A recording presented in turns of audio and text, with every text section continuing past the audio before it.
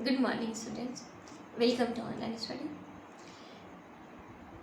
आज हम लोग हिंदी क्लास में हिंदी ग्रामर पढ़ेंगे। हिंदी ग्रामर में चैप्टर 1 रचना के आधार पर वाक्य भेद पढ़ेंगे। देखेंगे रचना के आधार पर वाक्य के कितने भेद हैं, उनकी क्या उदाहरण हैं। आइए देखते हैं वाक्य के आधार पर रचना का भेद। रचना के आधार पर वाक्य भेद। वाक्य का विभाजन प्रमुखतया दो आधारों पर किया जाता है। पहला रचना के आधार पर और दूसरा अर्थ के आधार पर। रचना की दृष्टि से वाक्य के भेद। रचना की दृष्टि से वाक्य के 3 भेद हैं। कौन कौन है? सरल, संयुक्त और मिश्र वाक्य। आइए देखते हैं सरल वाक्य। जिस वाक्य में एक क्रिया होती है उसे सरल वाक्य कहते हैं। जिस वाक्य में एक क्रिया अर्थात करना, एक क्रिया होती है उसे सरल वाक्य कहते हैं। सरल वाक्य में एक कर्ता तथा एक क्रिया का होना आवश्यक है। एक कर्ता अर्थात एक करने वाला और एक क्रिया करने वाला का एक काम होना आवश्यक है। जैसे मोहन स्कूल जाता है। मोहन कर्ता, स्कूल जाना क्रिया। यहाँ सरल वाक्य है। यहाँ मोहन करता है तथा जाता है क्रिया है। एक क्रिया होने के कारण यह सरल वाक्य है। सरल वाक्य में कर्ता और क्रिया के अतिरिक्त कर्म, पूरक, क्रिया विशेषण, संप्रदान, अधिकरण, करण, अपदान घटक भी हो सकते हैं। जैसे मोहन हंसता है, कर्ता क्रिया दोनों है। मोहन कर्ता, हंसता है क्रिया।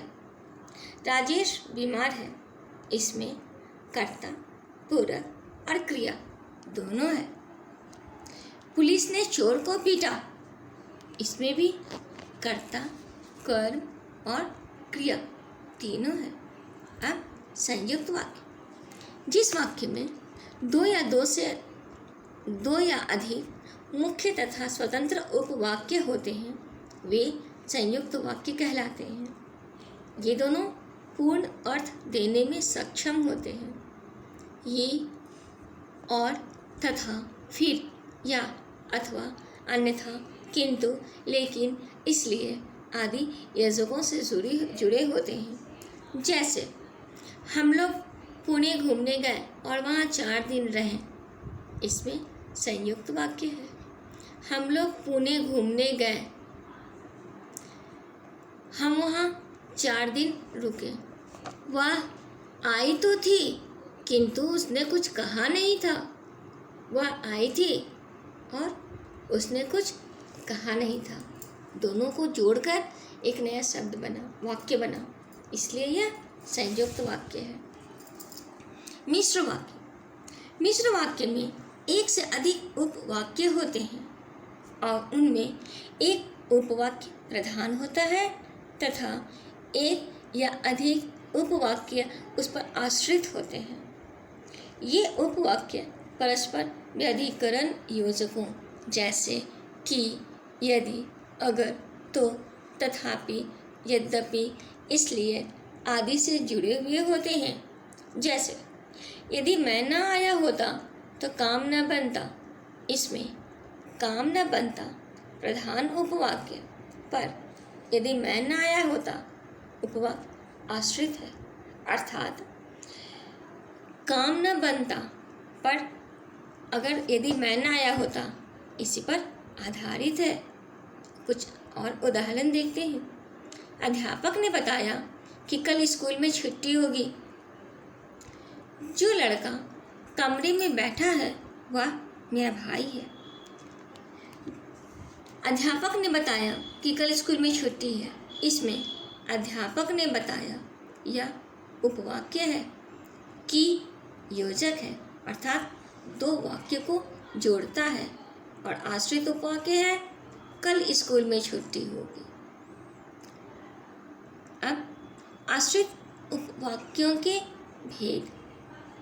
आश्रित उपवाक्य 3 प्रकार के होते हैं। संज्ञा उपवाक्य, जो उपवाक्य प्रधान वाक्य की किसी संज्ञा या संज्ञा पदबंध के बदले में प्रयुक्त हुआ हो उसे संज्ञा उपवाक्य कहते हैं। जैसे रहीम बोला कि मैं कर्नाटक जा रहा हूँ। यहाँ मैं कर्नाटक जा रहा हूँ उपवाक्य प्रधान वाक्य रहीम बोला कि कर्म के रूप में प्रयुक्त हो रहा है, अतः संज्ञा उपवाक्य है। संज्ञा उपवाक्य से पहले प्रायः की का प्रयोग होता है, कभी कभी यह लुप्त भी हो जाता है। जैसे जान पड़ता है कि माताजी कुछ अस्वस्थ हैं, इनसे यह न पूछिए कि ये कौन है। धन्यवाद।